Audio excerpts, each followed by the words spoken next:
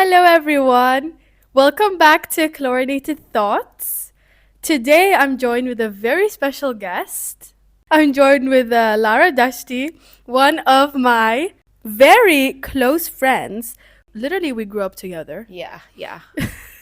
Club swimming to college swimming. It's kind of crazy. From club swimming to college swimming. When did you start going to elite?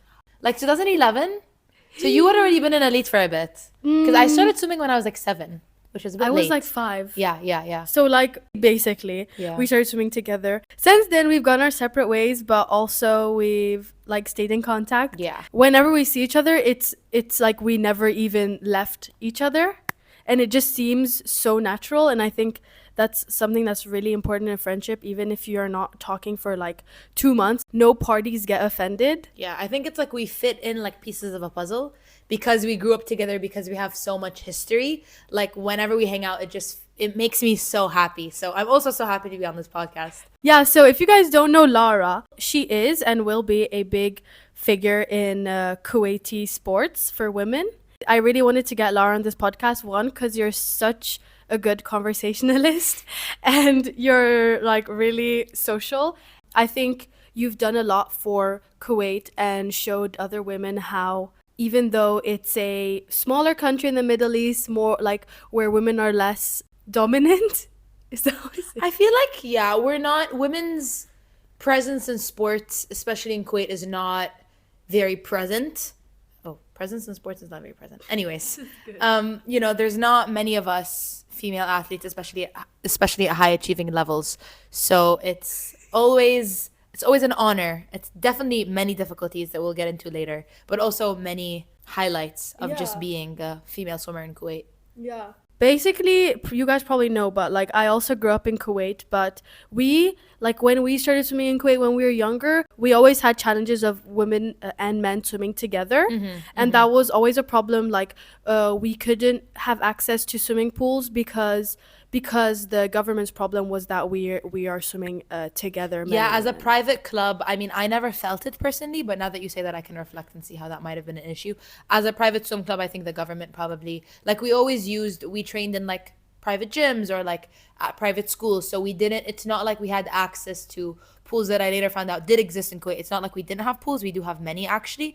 It's just, they're not always accessible to the general public and more specifically to women, which is something we're working on. And I think that's the first step for Kuwait, is to have people like Lara encourage other girls to start doing sports like competitively. And I think you have come a long way, and you have inspired more people since then. But I want to get into some questions before we get into the deep things of it. First, I want to talk about your first Olympic experience, being an Olympian in Tokyo in the 2020 Tokyo Olympics, but it was in 2021. So I wanna hear like everything about the story, how you qualified, and like the travel and everything that happened in Tokyo. Whenever I think of myself as an Olympian, it just, I get goosebumps all the time. But so I was chosen, at the time, I was the only female swimming in Kuwait. So I was kind of chosen to go on this training camp, which was an Olympic selection training camp. And we started in May of 2021. And me and two of my other teammates, and sometimes there was three of us, one of them would kind of come and go, went to many different competitions. And for Kuwait, it's a bit different since we don't have, I mean, at least for women, we didn't have anyone qualify with the A or B cut. We went on the invitation. So Kuwait itself gave me a few time standards that I needed to meet for different events. And if I did that, then I would be able to go and represent Kuwait at the Olympics. So I was able to achieve that over the training camp that we had in Greece and different competitions that we did. We were in Greece for, I want to say, almost 2 months. That was amazing because I got to see my male teammates kind of all like fight it out for the Olympic seat, and that was very emotional for me to just witness because I got to firsthand see the experience of like other athletes. I joined the national team when I was 15, and I was training alone for 2 years. It was just me and another coach, so I didn't have a team. And coming from elite, where like me and Leah shared this experience of having like a family, it wasn't just a team, it was a family. It was very difficult to be training on my own. So having, my teammates around me, especially during the summer of the Olympics, before the Olympics actually, was just amazing. And then obviously getting to go to the Olympics, getting to carry the flag, like being in the Olympic Village for the 2 weeks that I was there was possibly the most uplifting and positive experience I've had in my entire life. Like the energy, I don't know how to describe it, but the energy in the air feels different. Like everybody is so happy to be there. Everybody is so like I feel like you're getting so many people at the top of their being. Like I'm sure people were very stressed and anxious and whatever, but that aside, like it was just such a fun group of people that were just so happy to have accomplished what they've accomplished. Yeah. And it was just, such an amazing experience. Tell me a little bit more about how you found out that you were going to be the flag holder for Kuwait, and how did you feel in that moment? So, for some background, I am not the first female Kuwaiti swimmer to go to the Olympics. The first one was actually Faye Sultan. She went to London and to Rio. So, I went to the following Olympics after her. And I had assumed that she carried the flag. For some odd reason, I have a mental picture in my mind of her carrying the big flag. So they told me the day before the opening ceremony, I was in my room, like laying down, and I got a call from like the head of the Olympic Committee. She's like, "Oh, the opening ceremony is tomorrow." And I was like, "Yeah, I know." She's like, "Can you come like a little early because we want you to carry the flag?" And I was like, "Okay." I didn't know what that meant. Like I didn't know that she meant she wanted me to carry the big flag. I only realized we walked through this like a long tunnel for literally 2 hours to get to the point where it was our country's turn to carry the flag. They also had the flags by the Japanese alphabet. So it wasn't the normal English alphabet. So we were towards the end. And as I was standing in line, they were like Lara, go up to the big flag, like carry the big flag. I'm like, guys, like I'm not carrying, I didn't know that I was carrying the flag until I did it. And I was like, this is kind of cool. The one thing I remember is the flag being so heavy. It was like 3 a.m. at this point when we finished. The flag was insanely heavy. And I was like, wow, like the people who hold the flags were also the people that got to walk out in the beginning. And that was amazing. Like walking out to the stadium, it wasn't filled with people, but it was filled with lights. Because of COVID, there weren't allowed to be people. But just that experience itself was amazing. And then I later found out that I was the first female. And I think that sort of the awe of that settled in much later. After holding the flag, you realized you were the first female to ever hold the flag for Kuwait. And I think that's a big thing. And I think that's, I'm happy that you were recognized like that. Oh, thank you. I like didn't even realize how big of a deal it was until I took some time to reflect. I think for me, one thing that I experienced with the entire Olympics is I didn't realize how big of a deal it was until afterwards. Like I was so busy because I tend to get very anxious during competitions. I was so busy just trying to be in the moment and treat it like any other competition that once I took a step back afterwards, I was like, oh wait, like holy crap, Like I didn't want to be in the moment and be like, oh my God, I'm at the Olympics and kind of freak myself out. Yeah. So I mean, I think things will maybe be different mentally for me in Paris because I've had that experience. I think that I didn't give it as much credit as it deserved. Yeah. So, I think that's what we tend to do as people though. Like we do something big, and in the moment we're like, okay, it's not a big deal. Looking back at it, for me, for example, like I like told you today when we swam in the morning together that I swam 2:11 and 2 fly like when I was 16. Yeah. And I was like thinking about it now, I'm like, that's a big thing. Like that's something that I should have been way more proud of. Like, and the fact that the only reason that I wasn't really that proud of it or like wasn't happy with it in a way was because I didn't win a medal. But that doesn't take away from the fact that the time was really good. In a way, it's really good to be in the moment though and not psych yourself out, because I've been prone to psyching myself out during a meet, and it's always like gone south and it's never been in my favor. But whenever I'm always in the moment trying to enjoy it, that's when everything goes like correctly, because what you're saying is in the Olympic Village, everyone is radiating as like a different vibration. Yeah, completely. Like, I think to kind of bounce off what you were saying, I think what holds me personally back as an athlete and what holds many athletes back is the whole mental aspect. Like, we are very prepared physically. I don't think people give enough energy and or effort towards the mental preparation that it comes towards being like a competitive athlete, because competitions can be terrifying, And I think another thing that we need to be more aware of is to give ourselves credit even with small achievements, because I think me and you are quite similar in this aspect that we like nothing will ever be enough. It's one thing after the other, and like we can never bask in the joy of an achievement because it's always like, well, I want more. And I think there's a lot of maturity and admitting that what we have achieved is very worthy, and we should be proud of ourselves. Yeah. Cliche saying is like, you don't know what you have until it's gone. That's what I felt this year, is like I did not know what I had like the past few years achievement wise until you just it's gone. Like you don't have it for a while, you know? It's definitely a reality check once it comes, but Yeah. sometimes needed. Yeah. Another question about the Olympics is was it the atmosphere feel during like because it was during COVID? Like did you feel, and I also want to talk about what did you feel when you first entered the swimming venue in like when you literally swam in the Olympic pool? Like how did that feel? I remember being like starstruck. Like I did not want to leave the pool. I would like to the pool like an hour or 2 hours before practice and just lay on the pool deck and just like look around me.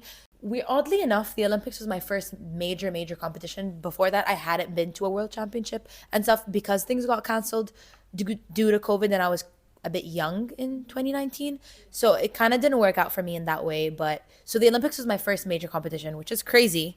Yeah. Now I definitely have a lot more competitions under my belt, but just being in the village, like in general, like seeing the venues for the first time, I remember just being like, oh my God, I felt like a miniature person, especially around the other athletes. I did not realize how tall volleyball players are.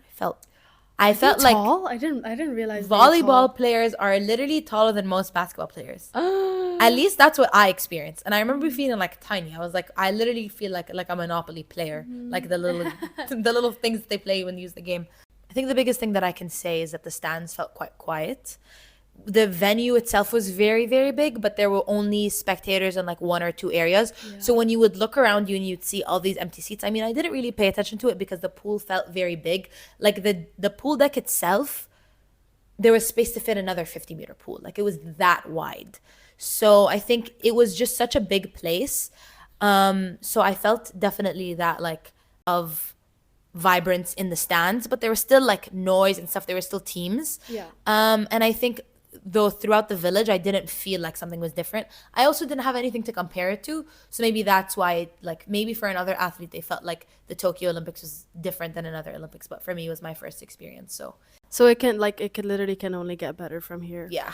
You're gonna have to check in with us after Paris and tell my us God. the vibes. I will definitely. We can do like a quick We comparison. could do a little comparison. Yeah. We talked about a life-changing moment for you, which was the Tokyo Olympics. But also since then, it's been 3 years since the Tokyo Olympics, which is also crazy how fast the time is going. It's scary, but now you're in college. I want to talk about a little bit about the application process for you. Decided to go to university, your life as a student athlete, and why you decided to take the route of being a student athlete. So I think prior to the Tokyo 2020 Olympics, well, 2021, whatever you want to call it, I was so drained and tired, and I was like, I don't know if I can keep on swimming. And I literally remember finishing my race and getting out of the pool, and I was like, I want to do the next Olympics. Like I got out and I was like going to grab my like badge from the ID stand, and I was like, okay, I'm gonna be here in 3 years. Like there was no ifs, ands, or buts. And before that, I wasn't sure if I wanted to do college swimming or not, but because I obviously had a new goal in mind, I was like, okay, I knew that I was going to go to college in the States because I guess that was always like my plan with my parents or with myself, I guess. So that was never an option. It was always going to be the States. So after that, I kind of started to gear my search. So my search was always the same. I always wanted to be in a smaller school. I always wanted to be kind of near a city, and I wanted a liberal arts curriculum. So all that really changed was I started to reach out to coaches as an athlete instead of just looking at the application as just a regular student. And I'm forever grateful for making that choice. So I am a rising junior at Wellesley College right now, and I swim on the team. I'm a breaststroker and I ammer, and sometimes sprint freestyle, but it doesn't always happen. Whatever they want you to do. Yeah, I kind of get placed in. I'm usually doing the same events at dual meets. I usually do the 1 breast, 2 breast, 2 IM. So like it's been 2 years of the same exact events at dual meets, but I love it. Relatable. So I like really want to try the 5 free though, so maybe we should talk about that. My next year season is gonna be my 5 free 1 fly season. I'm so serious. Okay, I'm so down. I need to try something new. You take my events. You can do the mile, Oh my the God. 1,000 and the 5 free. Oh my God. And then me, I personally won't take your events. I don't want to do breaststroke, but I'll do 2 fly. Oh my! You just want to do 2 fly, or you just want to do 2 fly? You know what's crazy? Considering that I really want to try the 5 free, is I've never in my life raced anything over 200 meters. So I'm what some call a spoiled swimmer. I haven't been forced by coaches to swim longer events. And if I do, I throw a big fit. So, getting me to compete is definitely like, it's a tough one. It's a challenge. Okay, if you don't want to do something, then just don't do it. Yeah. Because It's not worth it. sometimes if you're getting forced to do things, you become burnt out. Yeah. And like I think it's important to while doing something you do it well and you enjoy it. So I'm not gonna do something and kind of half-ass it or like know that I'm not gonna be able like Exactly. I get held back by the idea of not doing well at something. Like I don't like to try things if I know that the outcome isn't gonna be great. But Yeah. that's also, Yeah. So another thing that I mentioned is that now you're in an all-girls college. yes. So contrast how like being in the Kuwait national team, you were the only girl, and then going to a college that's all girls, like as an only girl in a team full of boys. How was that? Reactions of the general public of you being like basically a woman in sport in Kuwait? Yes. So I'm gonna start with I'm gonna start from the past and kind of move forward. So in the beginning, joining the team was very difficult. We I mean, I think I was I'm the first girl to have been consistently training with the team, so it was a shock for them, considering that most of the boys who are on the national team have been on the team since they were like 10, 9, and now they were like 16, 17, 18, and onwards. So it was kind of a shock to have a girl on the team to begin with. And then I was kind of shy and they didn't really approach me. So it was just an awkward 1 year where I was like fighting an uphill battle of trying to just like get a high. Like I wasn't asking to be friends, I was just asking to be acknowledged. Acknowledged. Speaks to like a larger cultural thing. I think just typically men and boys in Kuwait are raised to like not really have interactions and or like relationships. I mean relationships in a friend way with like women because it's not like culturally normal.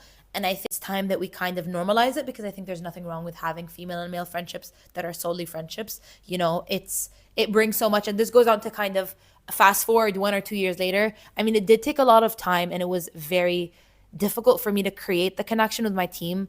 But now, I mean, they are quite literally like my family. Like I adore my teammates. They make me so happy. Like How did you approach talking to them the first time? Did they approach you, or like was it just a mutual I thing? like can't remember. I think it happened all in like small little increments. Like at the end of the day, when you're in a team with someone, you're bound to ask them questions. Like I remember like I never got the answer that I wanted. Like I never got any reaction from them when I would ask them a question in the pool, like about the practice. They'd kind of just ignore me. My Arabic also wasn't the best. So it was a mix of those two things. But I think like after practice of like, oh, when's the next practice? Oh, did you hear about what's happening? This like small things as we were like changing or getting ready to leave the pool is kind of when we built that friendship. And I think going to my first training camp with the team in Greece, which in the summer of 2021 is where I kind of created that bond with my teammates. Because it was just us and my coach for 2 months. Like Mind you, even the coach is male as yeah, well. like they couldn't ignore me for that, and I'm like a bubbly personality. Like I love to talk. So once I felt comfortable, I think that made them comfortable because I wasn't awkward. So they were like, okay, she's clearly like being nice to us. So maybe we can be nice to her. Yeah, in the culture they were raised, they don't even know if you want to be talked to, Yeah, or like yeah. how you feel about I guess men trying to talk to you, how you will take it, because like I mean, that's why I never get upset, nor do I blame anybody, because I think if anything, it's more just like it was something new for all of us. So we all just had something to learn from this like new situation. It wasn't that they hated me or anything, because now, I mean, like I said, my teammates feel like my family. So I do think that being part of an all boys team did, help me make my decision and was a factor that made me want to go to Wellesley. I think like it's very rare, especially for someone who grew up in Kuwait, to be in a space where it is all women, and I feel like there's something very empowering in that. And I wanted a drastic change. Like, yes, when I was leaving to college, I did love my team and I was happy with the way things were, but I didn't want to be the minority. I was tired of being the one who is changing. Like, I wanted to be part of the normal, part of the everyone else. Because I feel like for so much of my life, I was always this like one case scenario special person who like does something that no one has done before. Like, I wanted to just be like everybody else. I just stopped Like I want to be like other girls. I just want to stop being special. I just be normal. Like why can't I just? Yeah, I don't even know. No, I get it. Like don't want to be like basically like any other minority. Like I totally get how you just wanted to escape like a minority. Also because it's such like that was such a minor minority. Like you were just like you were literally one person. It wasn't like you had a little group. It was like too. literally me. So it feels amazing. Like it feels like a sisterhood to be at college and like be in a team that's all women. And I know that like I only have 2 more years there, and I think it will possibly be like the only 2 years or the last 2 years of my life where I'm in that environment. So I'm trying to like hold on to the good moments. You know, there's definitely like in any team good and bad, but I think there is a lot of benefits or a lot of amazing things that people don't mention when you're talking about like all women's colleges, because people are like, OMG, that's so weird. It's like literally not. It's so normal. Yeah. So, you, I guess, broke out into the Kuwaiti scene and you were in like more media newspapers. Did you ever have any negative reactions from anyone? Weirdly enough, I want to say that the majority, if not all, of my experiences with the general public was very positive. It was not, I had no expectations going in. And I also told myself that I wasn't going to pay attention to like what people were saying, or I wasn't going to pay attention to like the chit chat of like, you know, the outside. But people were so supportive. And it was very nice because I feel like I was representing people that wanted me to be there. And I just felt uplifted by a community of people that I didn't know. Like a lot of the people were just like, you know, people that were strangers to me, but through like I have a public Instagram account, so many people would message me all the time, share like these personal stories with me, and it just like it was so touching to be able to be a part of that, because all I was doing something that I loved. Like when I swim, when I do it for myself. Well, at least I did do it for myself. So seeing the impact that it made on people made me want to continue doing it for other people. And I mean it in the way that like I want to do it to be a figure to other people that they can do whatever they want. I don't mean that I'm seeking validation or approval from others, because I definitely don't. Yeah, it's funny that you say that. Like you basically caught people's eye and like did something big, just because you love doing like the sport that you like love to do. And every do stems from like love in a way, and to love can create such big things. I completely, like, you could not have said it better. Like, I completely agree that, like, sometimes the things that we least expect while doing something that we love creates this, like, beautiful flower. You know, you're planting the roots because it's something that you enjoy, and then, like, it becomes something so much bigger than just yourself. Yeah. I try not to have expectations, and that's why I just, like, kind of follow my heart. Like, I do what feels right and feels good, and then whatever outcome comes, you know, Yeah. will in most cases be positive Yeah. or Well, teach you something. yeah. I totally agree. You're due to college now. Thinking like I was gonna be on this team and everyone was gonna be obsessed with swimming, and it was gonna be like, OMG, like I love swimming. And maybe I was naive for coming in with that mindset, because I was also at a phase in my life where I genuinely like swimming made my day. Like I would come back from practice and I would just sit and think like, wow, like I'm so lucky that I get to be doing this. Like practice was the highlight of my day. Swimming was my favorite thing ever. And of course, I mean, you know, that was for a while. And you know, swimming, like many things, has like an up and down relationship. So I was definitely in my very high ups. So I went there and it was a bunch of normal people who did swim, but they were also normal people.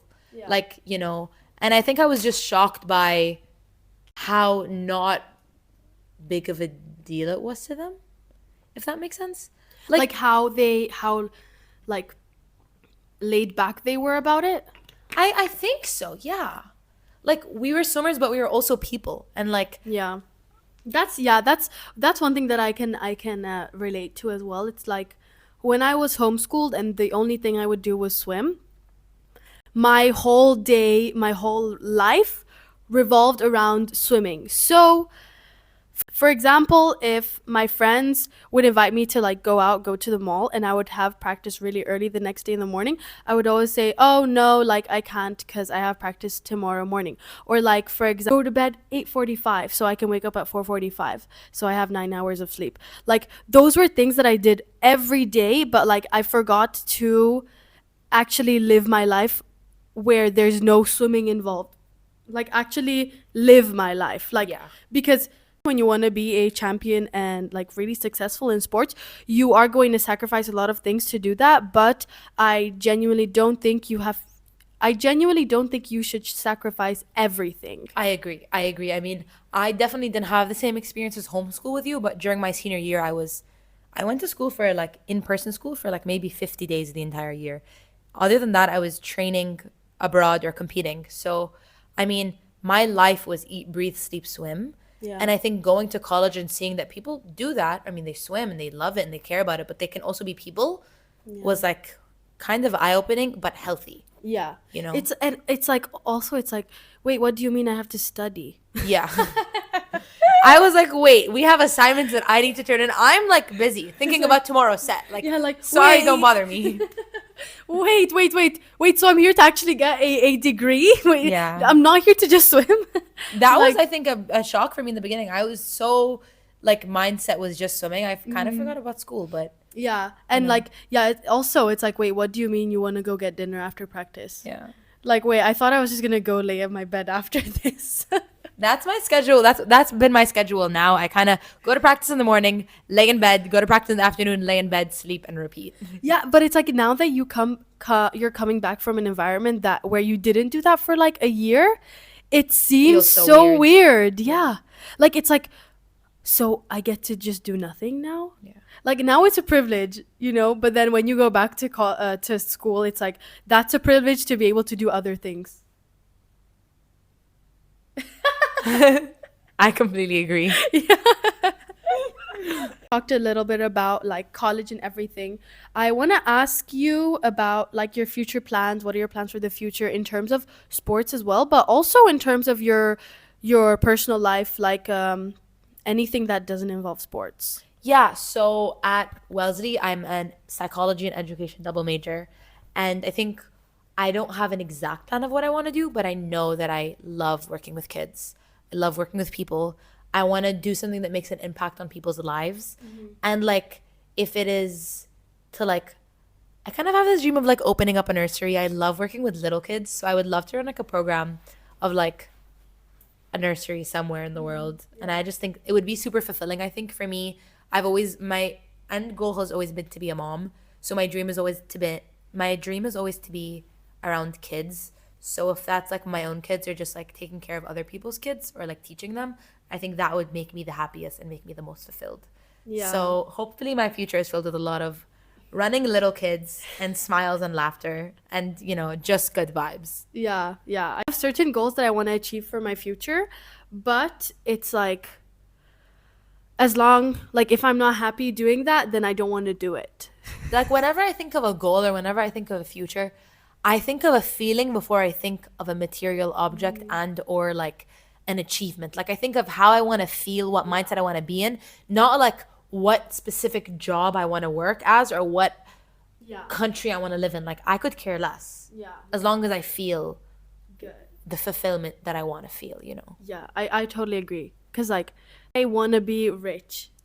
But it's like, why do you want to be rich? It's because, like, a lot of money gives you a lot of freedom. Yeah. And that's the feeling I feel when I think of being rich and starting my own business is the feeling of freedom. Exactly. Which, like, it totally correlates to a feeling. And you've been to so many countries throughout your life and throughout swimming. I want to ask what your top 3 countries have been that you've traveled to through swimming. Okay, so this is an amazing question. I love traveling. Like if I could be a full-time traveler, I would. It is, you know, one of the most things in this world that makes me happy. I think definitely the first one has to be Japan. I went to Japan twice. So I went to Tokyo for the Olympics, but I didn't get to see much of the city because we were in the Olympic Village and then we left because of COVID. And then last summer, so summer of 2023, I went to Fukuoka for World Champs and I got to explore. So Fukuoka's in the south of Japan. I got to explore like the city, I guess, and some like other areas nearby. And I absolutely love Japan. It's not like no other country that I've been to before. So I definitely enjoyed that. I think the countries that come to mind are the ones that I've spent a lot of time in. I think another one has to be Hungary. Yeah! I'm not just saying that because of Leah, but like, oh my God, Duna Arena is like, I'm Yeah. sorry, it's so nice. Yeah. And like, I loved Budapest. We would go to the World Cup, and usually the World Cup is Budapest, then Berlin, or the other way around. So I'd kind of go to those two quite often together. I think I've been to the pair of them for separate occasions, and I love both of them. I think there's, it's not your typical what you imagine of Europe, like Spain, France, Italy. Yeah. Like it's different, but it's just so, I don't know. I've been in the fall, I've been in the winter, I've been in the summer, I've been in the spring. Like, Yeah. It's okay. I was talking to my parents about it. Coming from Arizona, where you like to have fun, you basically need a car and you need money to have fun. So, um, what I realized is like there's so much to do, not even in just Hungary, in Europe in general, because there's so much access to public transport and literally so much culture that you don't necessarily need to pay any amount of money to go to. Literally maybe like 5 euros for a train ticket or like Yeah. a ticket on the bus. It's just so beautiful, like the environment, just like looking around, the architecture, the body of water, the greenery. Like, I used to just go on walks for hours after practice and just like explore. Like, it was me and my teammates, like at night, used to like walk. We were in Margaret Island, Yeah. and there was like next to our hotel was like this path that goes into the woods. We just like walk into the woods, like what felt like hours. I'm sure it was just like a 30 Yeah. 45 minutes, but it was just so interesting. Yeah, me and my friend, my Turkish friend, we whenever we're in Arizona, we're like, oh, like I miss just walking around in the city and always finding something new Yeah. that's like you've never seen before. Because it's so big, there's so many streets, everything is so walkable. Like you're always gonna find something, even if you don't find something. The for example, for me, every weekend after Saturday practice, when I couldn't drive, I would take the train into Budapest from where I would swim. The train was like maybe 20-25 minutes. I would take the train and then I would go into the city, literally walk around the same places, go to the same coffee shop I would always go to, but it would still always feel so magical in a way. Something about it is so wholesome. Like, Yeah. something about just being able to like access everything on your own 2 feet. Perfect. And I think what I love about Budapest too and Hungary, it's like it's so small, it seems like a little treasure that not a lot of people know about. this is like our little advertisement to like visit Hungary. I mean, trust me, if you take one thing away from this podcast, you should definitely go.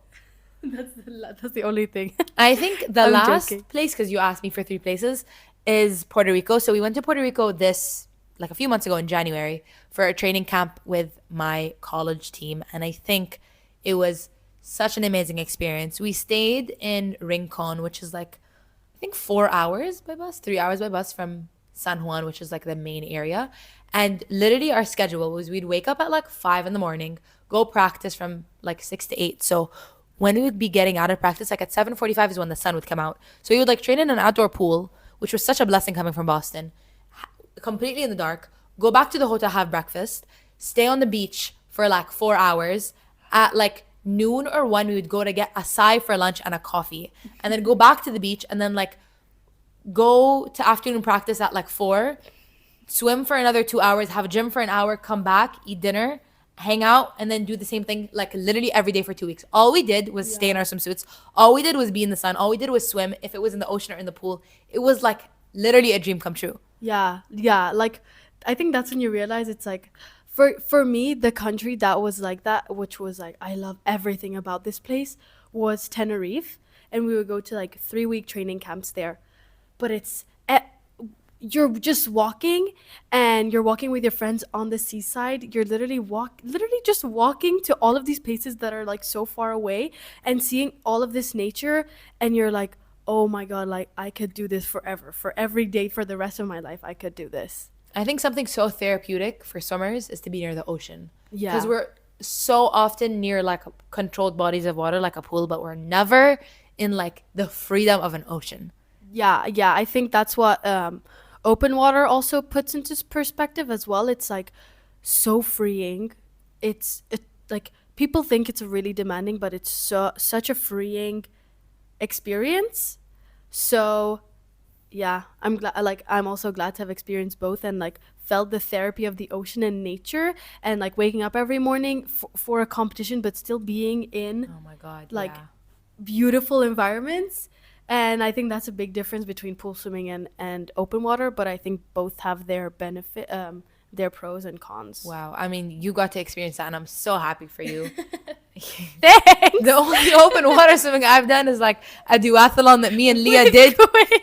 We did it in like 2013, and like it was like literally a 200-meter swim. There was like three buoys that we had to go across. And we would win like fins at the end if we Yes, won. it was so funny and random. And say that your dad was. Oh my God, yeah. So we, like I said, it was a 500-meter swim, a 200-meter swim, and then a 1 kilometer run. And I hated running. So me and Leah would get out together at the same time. And then she would like off zoom away, and I would just like kind of want to walk. So my dad, who used to be a runner in his prime and in his youth, would like run by the side of the track so I could keep on running and stop walking. Like it was his only way of getting me to move, because I like would get out the pool and I would just want to walk. I didn't want to run.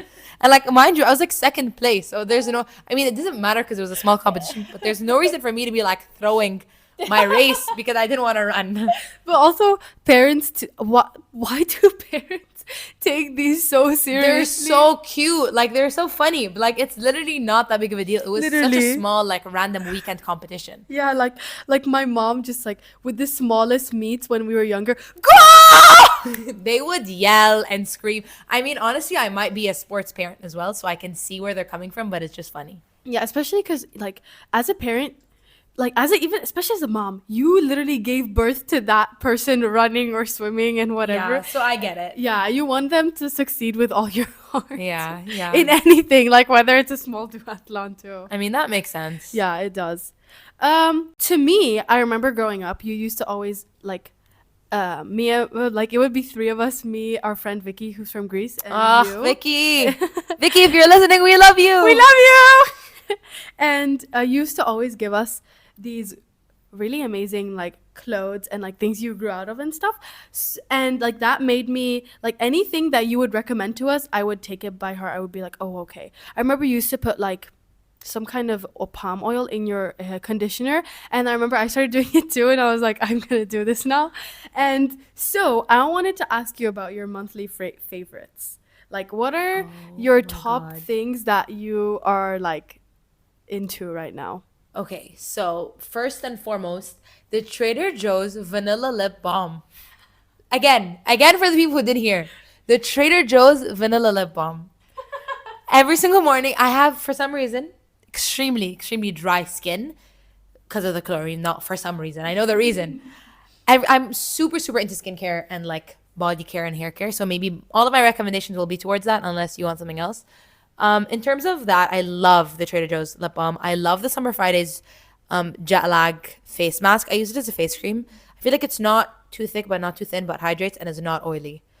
In terms of like food, I've been loving this coffee shop in Kuwait called Ananas. Wait, you It's didn't say cottage no, I'm gonna say them both in a row. Wait. Okay, sorry. So that would be what I say for like my skincare products and hair care. A restaurant that I've really been into recently has been Ananas. Yes, we went with Lara. It's so good. It's like right next to where I practice, and then there's one also in Jabria. So I'm like, I feel like I'm always there just getting something quick before practice. It's so vibey though. I love it. It's so summery in there. And then I've also been loving cottage cheese. I've always liked it ever since I was a kid. And the protein there's so much protein in cottage cheese. So Yeah, a cottage cheese is. You should come to Hungary and we'll make you a cottage cheese pasta. Because that's like a big thing in Hungary. seriously? Yeah, and you put like a lot of powdered sugar and it tastes so good. oh my God, wait. It's like savory? You We can put eat it. sugar You on can eat it savory and you can eat it Like, sweet. that sounds so yummy. maybe, Oh my God. maybe. I mean, and yeah. And I think lastly, it's been a running monthly favorite for a while, but my Whoop, big shout out to this, like Big shout out to Whoop. literally big shout out to Whoop. Sponsor us. It makes me so happy to be able to like see what I'm doing and terrified once I see my heart rate in the 200s. But some things just have to happen. You have to face the truth. You just have to face the truth. Like honestly, it makes me happier to be able to see the truth on my app than to just like assume that I had a good practice when it was really not. So I think that would sum up my favorites What about you, Leah? What are your monthly favorites? My monthly favorites. I don't have that many. I've been loving aloe yoga, even though I haven't bought anything from it, but So pretty to look at. so pretty, like so cute. What else? I've been loving traveling recently. My monthly favorite is traveling. Oh, Love. you know what my monthly favorite is? Those little sleeping cabins you can rent, not rent, but like go into when you have a long layover.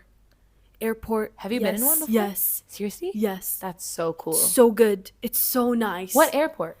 Literally this like the small Turkish airport. Wow. That's It so was cool. so good. Literally it was 12 euros for an hour. I paid 36 for 3 hours, which is really good. And they had a Yeah. lounge, they had free coffee, free tea. Wow. Oh Yeah. my gosh. And you That's could good to know. Yeah, you can take a shower, you can brush your teeth, anything. Like honestly, I loved it. It makes everything life so It's much a easier. good I think with traveling a lot, it's always nice to be able to like refresh yourself in the middle of the journey so you don't arrive feeling like Yeah, literally like literally. so much for being on the podcast, Lara. I want you to leave our podcast listeners with something special and something that means a lot to you. So I want to ask, what is your motto in life that you take with you in everyday life? I would say that if you can dream it, you can do it. Okay. That definitely helps me through the hard days. Thank you so much for joining us. And I hope you, Lara, have a great day. And I hope our podcast listeners have a great day. And see you guys next week with another episode. Thank you, Lara. Thanks. Bye-bye. Bye.